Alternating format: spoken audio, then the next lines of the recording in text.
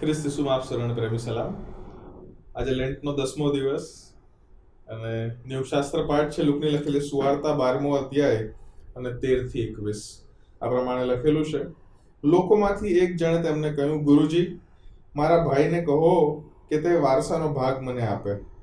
તેમણે તેને કહ્યું, ઓ માણસ, મને તમારા પર ન્યાયાધીશ કે વહેંચી આપનાર કોણ ઠરાવ્યો? તેમણે તેઓને કહ્યું, સાવધાન રહો અને સર્વ પ્રકારના લોભથી દૂર રહો, કેમ કે કોઈનું જીવન તેની પુષ્કળ મિલકતમાં રહેલું નથી. તેમણે તેઓને એવું એક દ્રષ્ટાંત કહ્યું. એક ધનવાન માણસની જમીન પર ઘણી ઉપજ થઈ. તેણે મનમાં એવો વિચાર કર્યો, હું શું કરું, કેમ કે મારી ઉપજ ભરી મૂકવાને મારી પાસે જગા નથી. તેણે કહ્યું કે હું આમ કરીશ, મારી વખારો પાડી નાખીને હું તે કરતાં મોટી બંધાવીશ અને ત્યાં મારું બધું જ અનાજ તથા મારી માલ મિલકત ભરી મૂકીશ. હું મારા જીવને કહીશ કે ઓ જીવ, ઘણા વર્ષ માટે ઘણી માલ મિલકત તારે માટે રાખી મૂકેલી છે. આરામ લે, ખા, પી કે આનંદ કર. પણ ઈશ્વરે તેને કહ્યું, ઓ મૂર્ખ, આજે રાત્રે તારો જીવ તારી પાસેથી માંગી લેવામાં આવે છે. ત્યારે જે વસ્તુઓ તે તૈયાર કરી છે તે કોની થશે? જે પોતાને માટે દ્રવ્યનો સંગ્રહ કરે છે અને ઈશ્વર પ્રત્યે ધનવાન નથી, તેઓ જ છે. કુટુંબ, પરિવાર, અલગ અલગ ભાષામાં અલગ અલગ રીતના એને ફેમિલી કહેવાય, ફેમિલિયા કહેવાય, અલગ અલગ શબ્દોનો ઉપયોગ કરવામાં આવે છે. ખાનદાન કહીએ ને, ખાનદાન. આ જે પરિવાર છે, આ જે કુટુંબ છે, એ પ્રભુએ ખ્રિસ્તી વ્યક્તિઓને એની સાથે સાથે બધા આખા જેને કોમન ગ્રેસ જેને કહેવાય, કોમન ગ્રેસની અંદર એ આખી દુનિયાના આખા સૃષ્ટિને તેનો આશીર્વાદ આપેલો છે, કુટુંબનો આશીર્વાદ. અને કુટુંબમાં પ્રેમ, સ્નેહ, વિશ્વાસ, વિશ્વાસુપણું વગેરે વગેરે વગેરે એની ડેફિનેશન આપણને પરિવારમાંથી જોવા મળતી હોય છે. પણ જેટલું તે આશીર્વાદિત છે તેટલું જ શૈતાન તેના પર હુમલો કરે છે. શું માનો છો તમે? અહીંયા ગાડી આ જે વ્યક્તિ આઈને પહેલી જ લાઈન જે કહે છે ને, તે જ મને તમને બતાવી રહી છે કે અહીંયા ગાડી પણ એ એના ભાઈની સાથે તેને બની નથી રહ્યું. ઉત્પત્તિની અંદર પણ પ્રભુએ પહેલું એક પરિવાર બનાવ્યું અને તે પરિવાર આગળ વધ્યું. એ પરિવારનો આશીર્વાદ એ પ્રભુ એ માણસ જાતને આપ્યો હતો. પણ પછી ઉત્પત્તિના પહેલા અધ્યાયથી છેલ્લા અધ્યાય સુધી તમે જોશો કે અલગ અલગ પરિવારની વાતો લખેલી છે અને પરિવારમાં કઈ કઈ મુસીબતો આવી, કયા કયા પ્રશ્નો આવ્યા, ક્યાં ફાટફૂટ પડી અને ક્યાં તકલીફો થઈ. શૈતાન એવી વસ્તુને સૌથી વધારે હુમલો કરે છે જેની પર ઈશ્વર સૌથી વધારે પ્રેમ કરે છે, અને એ છે પરિવાર. અહીંયા ગાડી આ જે ભાઈ આવે છે એ ભાઈને પોતાના સગા ભાઈ માટે પૂર્વગ્રહ છે અને હવે તે પોતાનો ભાગ માંગી રહ્યો છે. કોઈને તમે ઇમેજિન કરતા હશો ને કે ભાઈ આણે બી આવું કર્યું હતું. બટ ના, આ સમયે આપણે પોતાના પરિવારો વિશે જ વિચાર કરીએ. તમારા પોતાના પરિવારમાં શું બની રહ્યું છે? તમારા પોતાના પરિવારમાં શી હાલત છે, શી દશા છે? Let us imagine.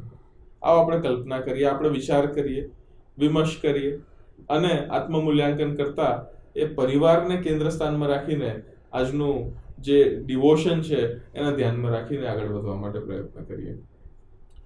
હું ને તમે જ્યારે આ જીવનમાં આગળ વધીએ છીએ ને, ત્યારે ઘણી બધી વાર એવું બનતું હોય છે કે આપણે એટલા બધા સેલ્ફ સેન્ટર્ડ બની જઈએ છીએ કે હું, મેં, મારું. તમે આગળ પ્રભુ ઈસુ ખ્રિસ્તનું દ્રષ્ટાંત વાંચશો ને તો ત્યાં 6 વાર હું લખેલું છે અને ત્યારબાદ 5 વાર મેં લખેલું છે. આઈ, મી એન્ડ માયસેલ્ફના કોન્સેપ્ટમાં હું ને તમે એ રચ્યા પચ્યા થઈ જઈએ છીએ. પણ જે આશીર્વાદ પ્રભુએ મને તમને પરિવાર સ્વરૂપે આપ્યો છે ને, એ પરિવાર સ્વરૂપનો આશીર્વાદ હું ને તમે ક્યાંક ને ક્યાંક એ માણવાનું ભૂલી જઈએ છીએ. એ ક્યાંક ને ક્યાંક માણવાનું આપણે ઇન્ટેન્ટલી ઘણી બધી કરતા હોય છે, જાણી બુજીને એવું તમે કરતા હોઈએ છીએ. That is what we do. કારણ કે શૈતાન સૌથી વધારે હુમલો એ ઈશ્વરના આશીર્વાદ પર આપે છે અને પરિવારનો આશીર્વાદ છે. અહીંયા ગાડી આ માણસ જ્યારે આવે છે ત્યારે તે શું કરે છે? આઈને પ્રભુને સલાહ માંગે છે કે મારા પ્રભુ, મારા ભાઈ જો મારે જે બગડ્યું છે એ તું સુધારી દે, અથવા કંઈક સુલેહ લાય, સમાધાન લાય. ના, એ આવીને પ્રભુ ઈસુ ખ્રિસ્ત ડાયરેક્ટ ઓર્ડર કરે છે. ઓર્ડર કરતા કહે છે કે મારા ભાઈને કહો કે તે મારા વારસાનો ભાગ મને આપે. અને પછી પ્રભુ કહે છે કે તને ભાઈ હું વહેંચી આપનાર કોણે ઠરાવ્યો? કે હું વહેંચી આપનાર છું. પ્રભુ ઈસુ ખ્રિસ્ત એ કહે છે કે I am not that whom you are thinking I am. પ્રભુ ઈસુ ખ્રિસ્ત એ ત્યાં ગાડી એ માણસને આજે દ્રષ્ટાંત ધનવાન માણસનું કહી રહ્યો છે તે દ્વારા કહેવા માંગે છે મારા વાલાઓ કે જો પરિવારની અંદર એ સાંસારિક એ ભૌતિક વાનાઓને કારણે જો ફાટફૂટ પડતી હોય તો એ સાંસારિક અને શૈતાનિક એ બંનેમાં કોઈ અંતર રહેતો નથી.